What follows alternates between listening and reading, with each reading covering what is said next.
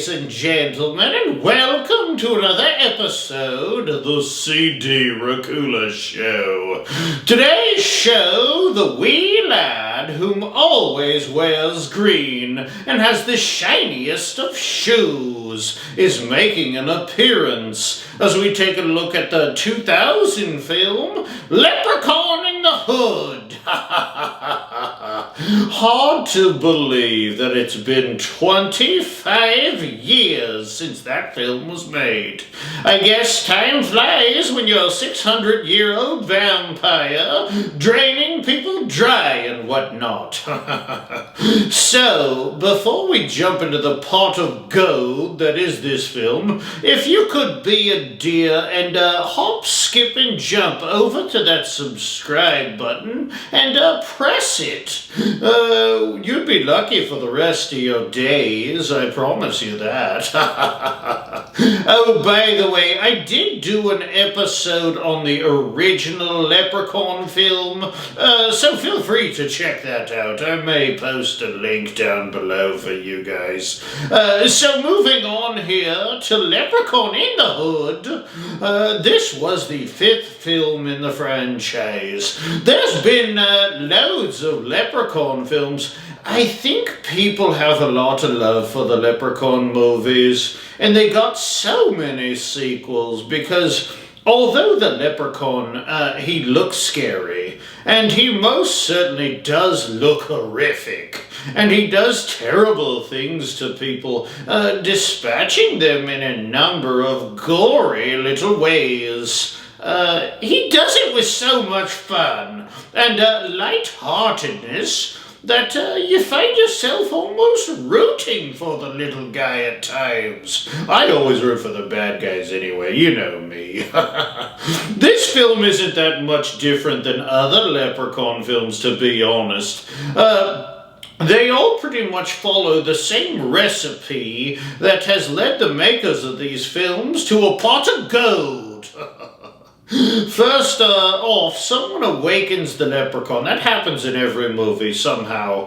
And in this film, he finds himself in Los Angeles, California, the city of angels. And they steal the necklace off him that has turned him to stone. And he awakens to find some of his gold missing, but more importantly, his precious golden flute. The golden flute in this film has the ability to magically hypnotize people, and the very untalented rap group uses the flute in this film to turn their very bad music somehow into hits.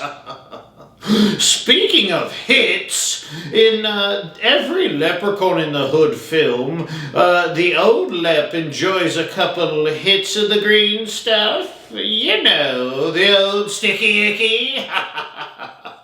This film really is a comedy at its heart, and doesn't have a ton of scares, but it is a ton of fun, I'll tell you that. The cast features the one and only Warwick Davis, whom is absolutely and totally awesome, appearing in such epic film series as Star Wars, ever heard of it, Harry Potter, and he played in a little film called Willow as well.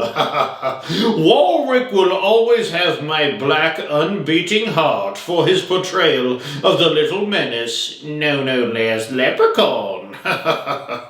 He's right up there with Robert Englund with his portrayal of Freddy Krueger.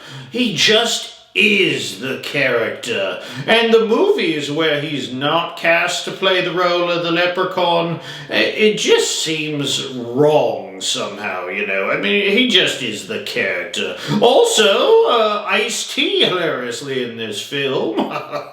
He played, guess what? A gangster, an OG pimp, if you will. I actually think, although this is kind of a silly role for him, I think he has some legit acting chops in some other stuff. And he's been in lots of stuff. He was in Tank Girl. Have you guys ever saw that film? Here he is in Tank Girl.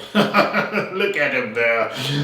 So yes, the leprechaun does his thing in this film, relentlessly hunting his golden flute, and as usual leaving a bloody path of bodies along the way. Blood. The ending was hilarious, as he did like a little rap thing at the end. And he definitely left it open for a sequel. And guess what? We did get a sequel with the Leprechaun in the Hood too.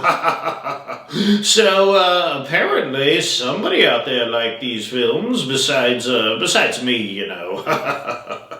This film, although, like I said, I'm a big fan of the Leprechaun, I can't in good conscience give it high marks on the old scarometer. I can't. It was a comedy, but it's definitely worth a watch. I would like to take this time to thank you for joining me here on the CD Racoola show, and if you could put down your gold shillings and stop shining your booties and hit that subscribe button, I would be most obliged. So, till next time, if you ever make it to the end of the rainbow and see that pot of gold, ever so tempting, just sitting there, just remember, there's a price to pay the leprechaun, and he takes his payment in blood. Lots and lots of blood. Bye-bye, my dears. Bye-bye.